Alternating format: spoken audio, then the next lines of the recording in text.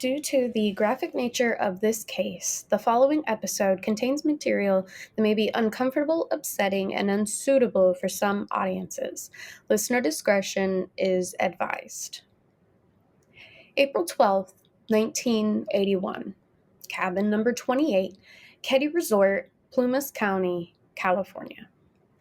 14-year-old Sheila Sharp had returned from staying the night at a neighbor's home to find 3 bodies on her living room floor, all who had been bound, beaten, and brutally murdered. She would soon find out that 2 of the bodies were family members and 1 was a friend of the family. Multiple leads and suspects were investigated over the years, but sadly, with a botched investigation, shoddy police work, and even a possible full-on cover-up, no one has ever been charged. Now, the case was reopened in 2013 with quite a bit of evidence coming to light, and police are positive that they are close to the answers and optimistic that they will finally solve this case that has gone cold for the last 43 years. This week's episode is the creepy case of the Keddie Murders.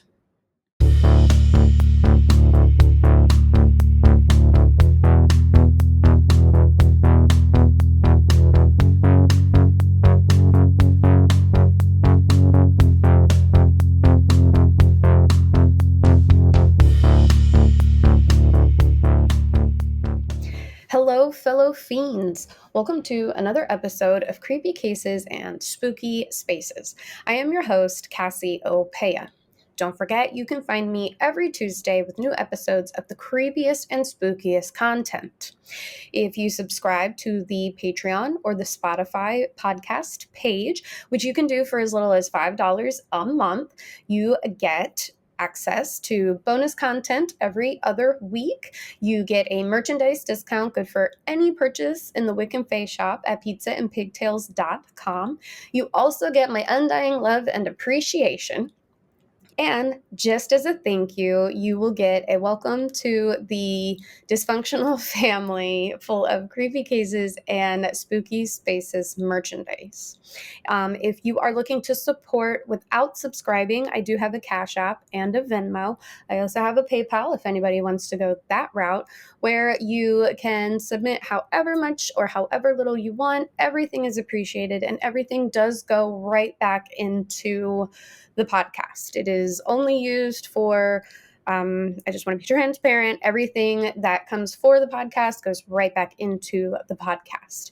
I also have, if you would like to purchase certain bonus episodes, like let's say you can't really afford to support every month, you can purchase bonus episodes, and they are $3 per episode. You would just Cash App or Venmo, and in the note, put which episode you'd like me to send you, and I will send you a special link for that episode. Also, just supporting the podcast by following on the podcast platforms, following on YouTube, following on all the socials, the Facebook, the Instagram, things like that, liking, commenting, sharing posts, and also leaving a review on the podcast pages also helps out drastically.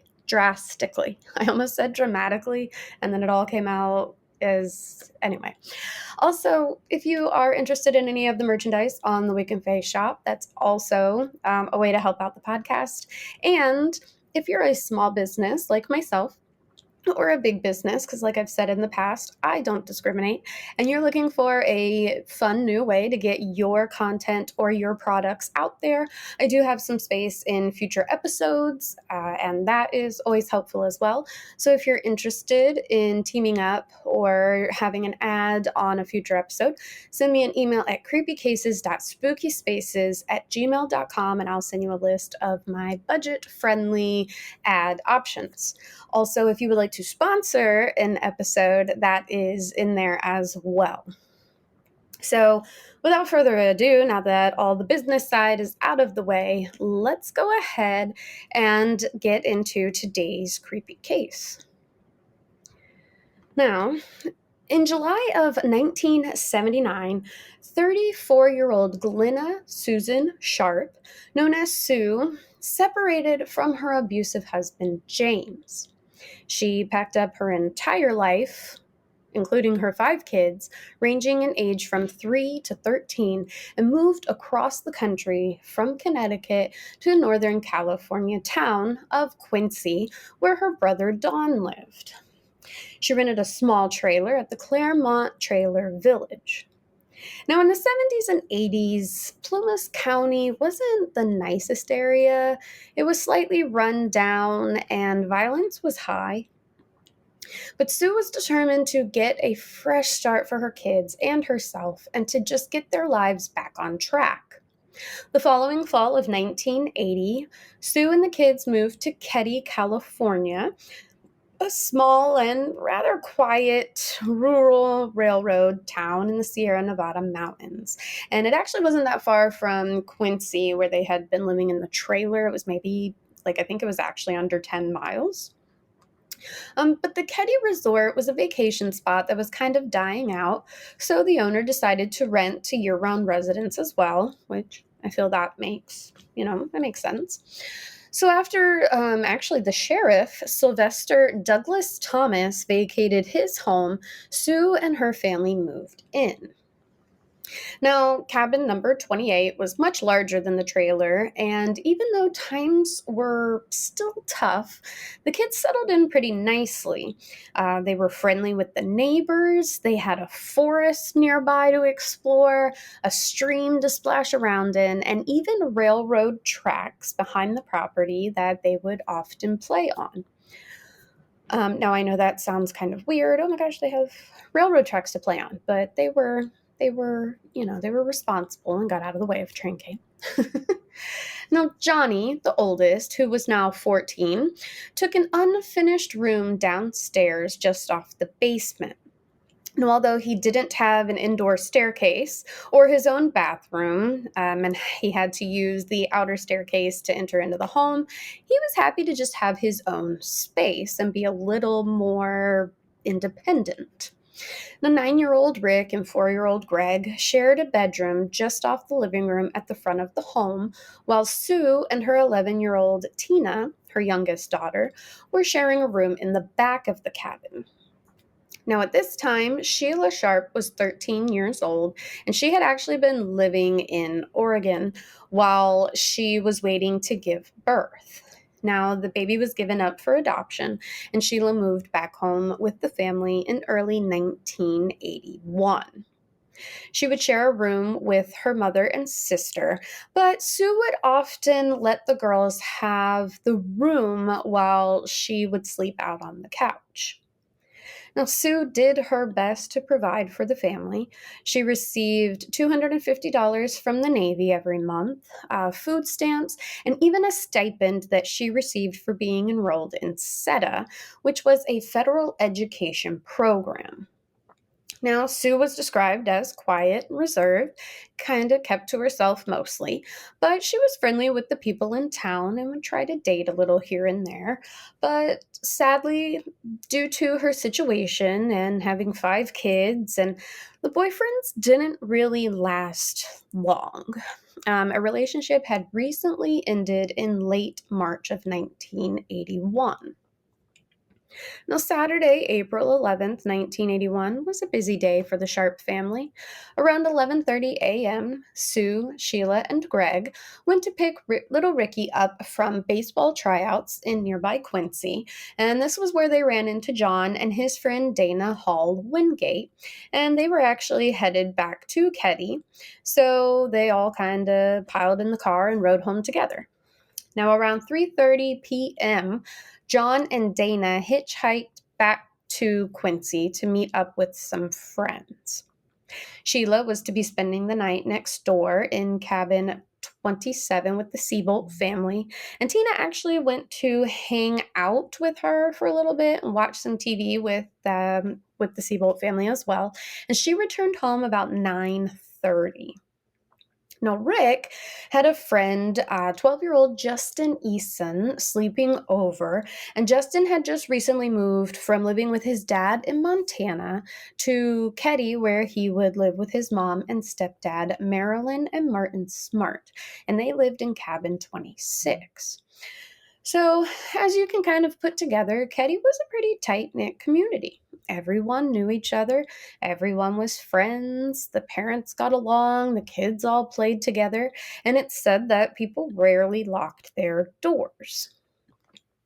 Now, of course, that statement you always go until. But yeah, so that alone makes what happened the night of April 11th all that more horrifying. Between 7:45 and 8 a.m. The next day on Sunday, April 12th, Sheila headed back home to change clothes so she could attend church with the Siebold family. As she entered the home, she came upon the most terrifying scene to ever happen in the county. It actually took her a moment to comprehend what she had walked into. The dead bodies of 36-year-old Sue, 15-year-old John, and his friend 17-year-old Dana Wingate lay on the floor of the living room. Blood was all over, and a knife that was bent so badly, Sheila actually thought it was a pocket knife. All three bodies had been bound with medical tape and electrical cords. Well, Sheila ran back to the Seabolt cabin, screaming and crying for help. And this is when Zenaida Seabolt took her across the street to cabin number 25, where the landlord lived, and called police. Zenaida and her son, Jamie, went back to the cabin, where Jamie went around to the younger boy's bedroom window and knocked. Now, everyone kind of sat there with crossed fingers and bated breath until a little face appeared in the window. Well, thankfully, Rick, Greg, and their friend Justin were all safe and sound, untouched in the bedroom. Now, Jamie had actually pulled the three boys from the window to keep them from seeing the gruesome scene in the next room. And they all claimed that they didn't hear anything while they were sleeping. So Jamie went back to the home just to see if anyone else had possibly survived. He went up the back steps, and the back door had been left open. Now, he made his way into the home, coming across the carnage. Sue, John, who had blood caked all over his neck and face, and Dana, who was actually tied together with John at the ankles, had all been bound, stabbed, claw-hammered, and strangled. Now, there was blood all over the room. And when I say all over, I mean on the walls, on the ceiling, on the bottom of Sue's feet, on the bottom of the boys' shoes, on the doors, the furniture, the back steps, just everywhere. And it also looked as if the bodies had been moved and rearranged after they had been murdered. Now, Deputy Hank Clement was first on the scene. Detectives arrived and began taking inventory of the crime scene. And everyone was so taken aback that no one had realized at this point that Tina Sharp was nowhere to be found, except Justin had tried to tell them that she was missing, except they basically just ignored him and didn't really pay much attention to what he was saying until hours later. Now, police found 2 kitchen knives, one which was severely bent, a hammer, a pellet gun, and medical tape that was brought in with the killers. Now, there was also potential evidence pulled, but DNA collection and testing wasn't really a thing at this time. It actually wouldn't begin until about 1985. Now, John Sharp was found closest to the door, lying face up. He had been beaten with a hammer, stabbed multiple times in the body and throat, and his throat was slit. Now, Sue was found on her side under a yellow blanket with the imprint of a pellet gun on the side of her head. She was wearing a robe, but she was naked from the waist down as her underwear had been removed and shoved into her mouth along with a ball of tape, which was held into place with an extension cord that was also wrapped around her ankles and legs. Sue had also been beaten with a hammer, stabbed multiple times, and her throat was also slit. Now, Dana was found on his stomach, and like I said, he was tied at the feet with John, which is kind of odd to me. But he had also been beaten with a different hammer. He was bludgeoned and he was strangled to death. And from the way that it seemed that he was made, I don't know how to word this, more comfortable, because he actually had like a pillow underneath his head. Like it seemed that they had given him a pillow and things like that, and his injuries weren't as bad as Sue and John, which kind of, I feel like there's something there. It was later speculated that John and Dana may have unintentionally led the killers to the home. However, police did speak to the person who gave them a ride home, and she said it was between 10 p.m. and 1 a.m., and she has been cleared fully. So she didn't have anything to do with the murders. And some actually feel that they may have walked into a crime in progress, and they were sadly killed for just being at the wrong place at the wrong time. Now, drops of blood were found on Tina's bed, and a bloody footprint was found in the backyard. Now, around 1:30 a.m., the couple next door woke up to muffled screams, and they were so bothered by the sound that they actually went outside to look around and see if they could find where they were coming from. However, after a short kind of walk around and investigation, they couldn't determine where the sound was coming from, so they went back inside. Now, one question I had while reading about this case. Now, if these muffled screams were so loud that they woke the neighbors, how did it not wake the boys sleeping in the very next room? Also, why leave the kids in the next room unharmed and untouched? Now, while I'm happy they were spared, knowing the why they were left could possibly help out with the motive to the case. Were they possibly pretending to be asleep during the time? And even if like somebody looked in on them, or maybe they heard something but they didn't go out, and so maybe the killers didn't even know they were there, so to speak. Now, police were completely stumped at first. Sue was very well liked in the area. She had no enemies. She wasn't sexually assaulted, so that wasn't any kind of driving force or motive in the crime. And her lifestyle didn't really invite a lot of random people or strangers into her home. Now, the police interviewed Jim Sharp, Sue's ex-husband, but he had an airtight alibi and he was thousands of miles away. They also looked into Joel Walker Lipsey. He was a special education teacher who Tina knew from school, and she would actually attend his class a few times a week. Now, police found it weird that Joel had a photo of her on his desk and in his home. He was also a convicted child molester with a record of lewd and lascivious activity with a child under 14. However, as disgusting as Joel sounds, he also had a rock-solid alibi. Now, Martin Smart, Justin's stepdad, along with his friend Severin John Bubede, known as Bo, who he met at the VA, and they were both veterans who were suffering from PTSD. Now, Bo was actually staying with the Smarts temporarily, and so Martin, Bo, and along with his wife, Marilyn, they had decided to go to the back door bar. They actually stopped by Sue's cabin to invite her along, but she declined, saying that she needed to stay in because she had the kids there with her. So see, she seemed responsible too. So now, while at the bar, and Martin actually worked at the bar, he complained to the manager about the music that was being played, but he got really angry and they all ended up just going home. But this is where Marilyn basically just watched some TV and then went to bed.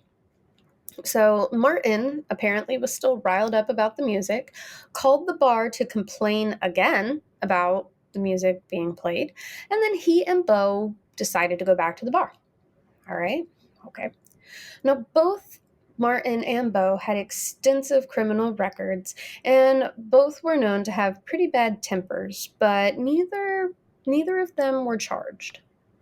But due to some discrepancies in their stories, even though Martin passed a polygraph, he and Bo became authorities' prime suspects. Now, some of the discrepancies included Bo claimed that Marilyn was his niece, which was a lie. He also claimed that he spent 18 years as a police officer, which, if you just kind of went by his date of birth, you could figure out that that was a lie. He also said that he was staying with the Smarts, which was true, but he said that he had been there longer than he actually had, which is kind of weird. But he also claims that when him and Marty decided to go back to the bar, Marilyn was awake. But this has been found to be a lie because even Martin and Marilyn said that she was in bed. Now, he also said that he had never met Sue, which they had stopped by her house literally before going to the bar, and he had an interaction with her.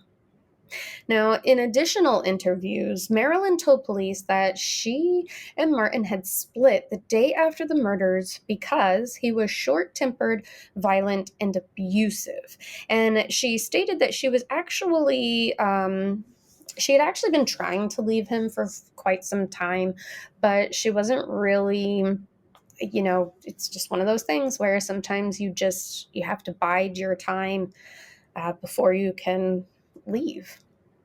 Now, Martin told police that he had a hammer that matched the one discovered at the crime scene, but his hammer had gone missing shortly before the murders. And I find that to be so very convenient for Martin because, when you have a hammer that goes missing and then you see one that it matches it and it was used in a murder, oh my gosh. Now, later that year, a knife was recovered from a trash can outside Keddie General Store. I couldn't find whether it was linked to the murders or not. However, I find it, a little odd that there was a knife tossed in the trash can at the general store. Another suspect that was looked into was Robert Silveria, also known as the Boxcar Killer, and he actually admitted to the murders in 1996, which is odd to me because he was incarcerated at the time of the murders, and I just don't understand, serial killers, or, not even serial killers. I mean, I understand kind of why they do it, but I don't understand why people admit to murders when they didn't really do it, and then they're surprised, to have to work hard and try to clear their name of any wrongdoing and things like that. Anyway, the Department of Justice and the FBI were brought in when they heard that Tina was still missing. The Department of Justice actually sent two of their organized crime agents, making everyone wonder why they didn't send people from homicide. But they claimed that they believed Martin, Bo, and Marilyn were innocent and not involved. And some feel that the Department of Justice was actually trying to protect Bo. Now, Marilyn was actually called in yet again to interview, where she said that Martin hated John, and the morning after the murders, she saw Martin burning something. Now, due to the nature of the attacks, police don't think that they were random, or that it was just a robbery gone wrong. They also have no idea for what the murders could be. The only thing missing from the home, besides Tina, was her jacket, her shoes, and a box of tools. So there couldn't have been a robbery going on if all they took were, I mean, I know it sucks to be like, well, they took Tina, but they weren't robbing the place. So, um, but yeah, so there was no forced entry into the home. The telephone was left off the hook, the lights were left off the entire night, and the drapes were closed. There was also an unidentified fingerprint found on the back rail of the stairs. And the fact that Dana, like I said, wasn't as badly beaten, or his throat wasn't slit, and he wasn't stabbed. Like Sue and John definitely, gosh, I just, they were definitely more brutalized and tormented than Dana, which makes me wonder if just the family was kind of being targeted over just, a random hit. Now, with no concrete evidence as to who could have committed these murders, the police basically hit a dead end. The murders changed life in the area. Instead of being friendly and outgoing, people became suspicious of each other, avoiding each other, and they began locking their doors at night. Everyone was haunted by the fact that a killer was on the loose.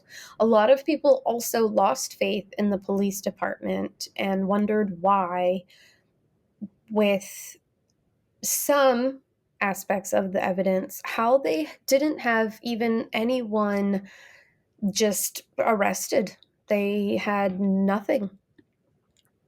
Now, not too long after giving his story that he hadn't seen anything that night, Justin changed it a little bit. Now, after the fact that there was blood found on the inside door handle of the room where the three boys were allegedly sleeping, he first said that he saw Sue with two men in the house that night. And he described the men as late 20s, early 30s. One was between 5'11 and 6'2 with long, dark blonde hair, and the other was around 5'6 with short, black, greased hair. The one had a mustache, while the other was clean shaven, and both wore gold rimmed sunglasses. Now, he said that he saw the men with Sue when John and Dana came in, and they all kind of began arguing, which turned into a violent fight. Dana tried to run, but Justin claims that he hid behind the door so they wouldn't see him.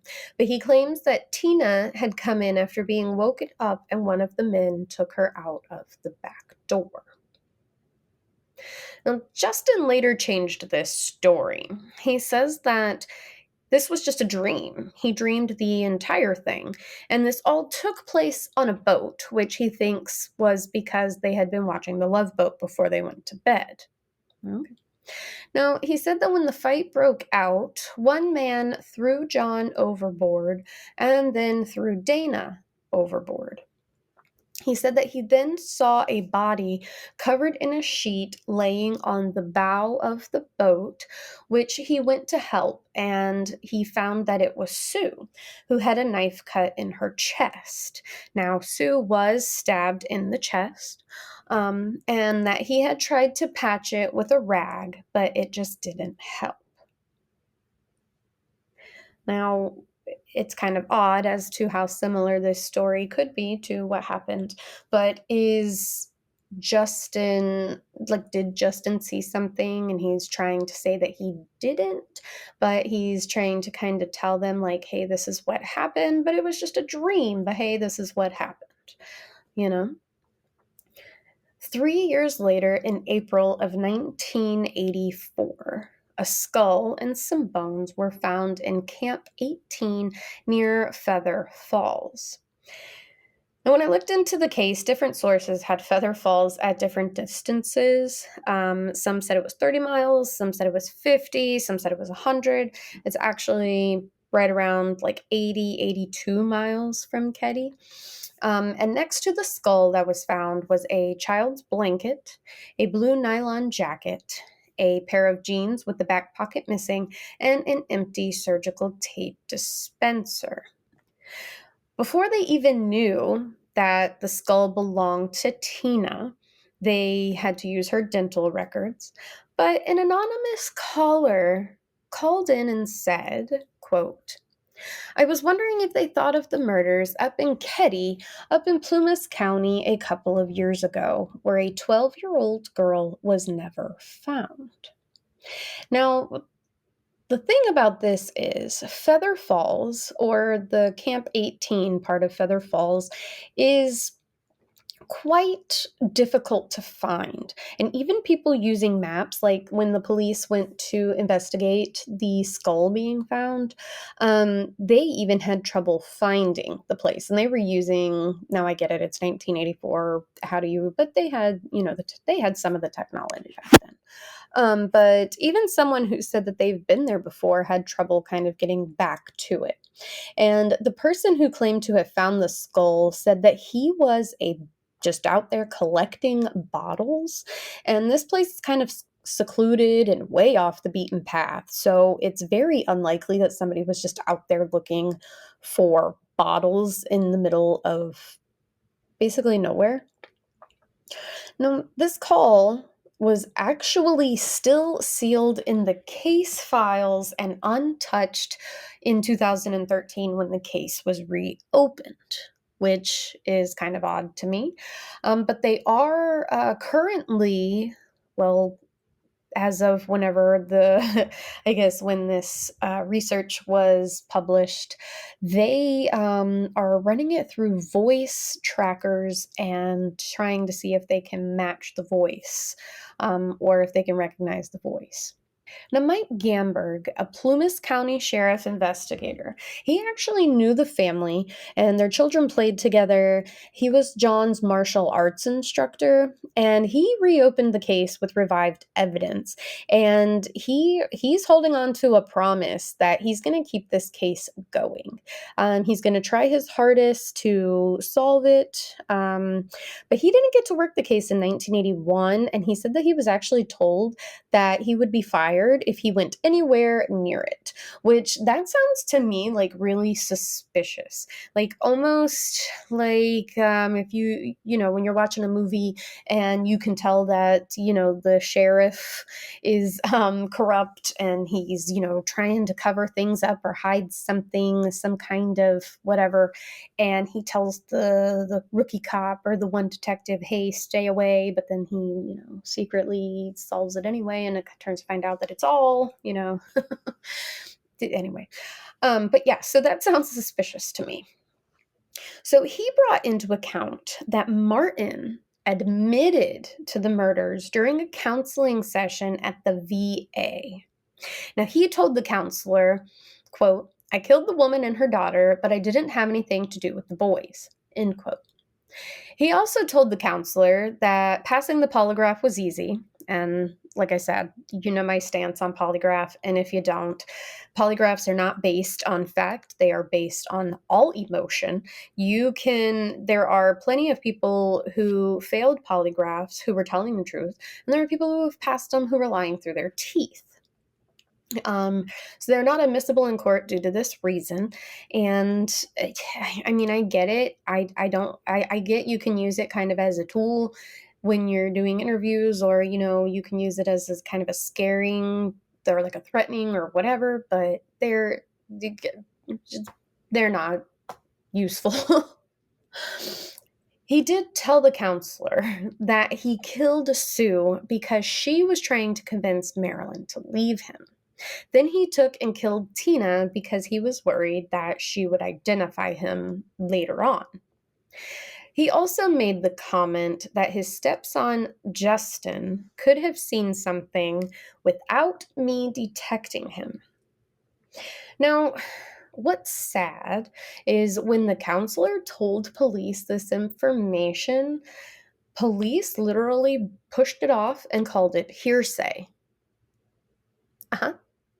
Now, I also wonder, why he didn't just kill Tina like right then and there.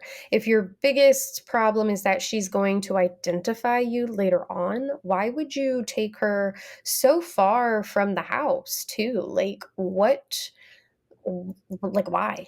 Like is it to maybe, make it look like a random hit and things like that? Um However, Martin lived in the area where her skull was found. Now, I also think there's more to the kidnapping, like I said, and others have said that Tina was somehow a central point in this case. And if they could just find out why, it would most likely break the case like wide open. Because it's just weird that even if she was just an innocent bystander who woke up in the middle of the what was happening and seen it, like I said, I just don't understand how or why, not really how, but why you would take her so far away if there wasn't more to that motive of taking her. I know I keep going round and round with that, but I'm just trying to figure it out. I'm trying to talk through it. Now, a letter was sent from Martin to Marilyn reading, quote, I've paid the price of your love, and now that I've bought it with 4 people's lives, you tell me that we are through. Great. What else do you want? End of letter. Now, this letter was actually never followed up on by police, and the police claim that it wasn't considered a confession either. I just find it odd that 4 people were found murdered, and now he's writing a letter a few years later, or, a little bit later, stating that he basically killed 4 people, or that's what I get from the letter. Can we say shoddy police work? Now, in 2008, Marilyn stated that she actually thinks that Martin and Bo were responsible for the murders in cabin number 28. However, Martin and Bo were actually close with Sheriff Thomas at the time, and he told them to leave town. He also resigned 3 months into the investigation and took a job with the Department of Justice. Now, Martin was a known drug dealer, although I will say there were no drugs found at the scene of the crime, so I don't think drugs were involved anywhere in that. However, Bo was also connected to the Chicago crime syndicate, and apparently there's a theory, I'm not saying it's true, it's just a theory, that they were looking for places to distribute drugs. And I'm wondering if, Martin and Bo maybe tried to get the kids involved in this scheme, and Sue found out and was like, absolutely not. Or if maybe they tried to get Sue involved, or if they tried, something like that. And when she either declined or, when she found out that, like, if it was, okay, if they went after the kids to try to get them involved and Sue was like, absolutely not, and they were just worried that she was going to go to police about it, I'm thinking that maybe they were like, well, now we have to silence her. Now, Sheila Sharp actually told CBS Sacramento in 2016, quote, I was told the suspects were told to get out of town. So to me, that means it was covered up. And honestly, to me, that means it was covered up as well. If you're telling your main suspects to get out of town by the sheriff, that's definitely something that covered up. Now, in 2004, the home where the murders took place was demolished. Bo Boudid passed away in 1988, and Martin Smart passed away in 2006. In 2016, an anonymous call came in that a claw hammer had been found in a nearby pond that was now dried up, and it was not that far from the Keddie Resort. When collected, Gamberg stated the hammer was specifically placed. Just where it was lying, there was no way that it just happened to be something that was dropped by somebody just kind of walking through, or that it was thrown. Like, it was very strategically placed. The hammer matched the other one that was used in the murders that they had already collected and has since been entered into the evidence. Now, Gamberg also stated that they believed that there was at least 6 suspects that were involved in the crime and that at least 2 of them are still alive. Now, DNA has pointed to one of those living persons. Police are optimistic that they will solve the case, but I also feel like if you have DNA pointing to people, like, why do we not have anybody named as a suspect or even a person of interest? And I totally understand that a lot of the time you want to keep that kind of close to the chest, but in the time that this was reported, it's been a couple of years since they said that they had DNA like that links back to these people. So why has nothing been done? I mean, come on. Now, with this case, there has been quite a few theories put forth. Some of them range from just complete nonsensical things to actual things that could be potential reasons and motives. There was one that was a drug smuggling ring, like I was talking about, that involved the federal government, which doesn't really make sense as to why anyone would kill the family unless they found out about it and were taken out to keep the information covered up, which to me is highly unlikely because I don't feel like if the federal government was involved, I feel like there would just be some kind of cover up without the murder. The other theory, one was that there was a love triangle between Sue, Marty, and Marilyn. It was said that Marty was basically sleeping with Sue, but there was no proof of this, and Sue doesn't seem like the kind of person. A lot of people say that she is not the kind of person who would have been sleeping with a married man. They say that Marilyn found out and she kicked Marty out of the house and told him that she would only take him back if he killed Sue. Now, this is kind of weird to me, first of all, because Marilyn was trying to leave Marty because he was abusive, violent, and ill-tempered, like we heard earlier. And her and Sue were like really good friends, like best friends. And it's just kind of odd that she would become so like, yes, kill her and I'll take you back, man that I've been trying to leave.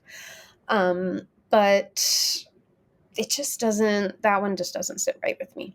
Now, another theory that is kind of odd, but I wanted to kind of throw it out there, was that Sheila was actually in on the murders because the family of the baby she gave birth to in Oregon, the father's family, which she doesn't know who the father is, or so she claims she doesn't know who the father is, which is kind of odd to me because she was, 13 at the time, 14 when she had the baby. They say that the family was mad that Sue made her give the child up. So they went over to basically take Sue out to teach her a lesson when John and Dana arrived back at the home, and it was wrong place, wrong time. They also think that they took Tina as a way to get back at Sue. But if you were going over there just to kill her to begin with, like, what would be the point? Like, I would think that if you went over there to kind of get back at her for taking a kid away from you and you just wanted to take her child, you would just take the child, leave everybody alone, unless like it just kind of got out of hand, which is weird. I don't know. There's a lot of things. So as you can see, this case is quite extensive. It's a very, very deep dive into all kinds of research, all kinds of evidence. I'm sure there's things that, even though I scoured countless countless reports, and there's probably something that I may have missed. I haven't seen any new updates except the case is reopened. They have some DNA. They believe 2 suspects of the 6 are still alive. But that's about all that I've seen. Tell me your thoughts, though. Like, throw it down in the comments below. What do you feel? Like, what do you think happened? Do you think it was somebody had gone after Sue and the boys just walked in? Wrong place, wrong time? Do you think Sheila was in on it? I really don't. I think that's a little far-fetched. Even if it was the family that of the baby that went after her, I don't think that Sheila was involved in the murders. But yeah, tell me in the comments or shoot me a message if you don't want to post publicly, and I can post it as an anonymous response. But yeah, just tell me your thoughts. What do you think? Was it murder? I mean, obviously it was murder, though. But yeah, why do you think these people were murdered? My brain just completely flatlined right there. But on that note, I will see you next. Thank you for listening to Creepy Cases and Spooky Spaces, a Pizza and Pigtails production, created and hosted by Cassiopeia. Don't forget, you can find new episodes of the creepiest and spookiest content every Tuesday. If you subscribe to the Patreon or the Anchor pages, which you can do for as little as $5 a month, you get access to bonus episodes every other week, a merchandise discount good for all purchases at the Wick and Bay shop at pizzaandpigtails.com, and you get a thank you swag box full of creepy cases and spooky spaces merchandise. If you'd like to support without subscribing, you can do so through the Cash App and Venmo links. Be sure to follow along on Facebook, Instagram, and all the socials for future news and updates. And don't forget to like, share, and comment. Bring your fellow fiends in on those conversations. And as always, I will see you next crime.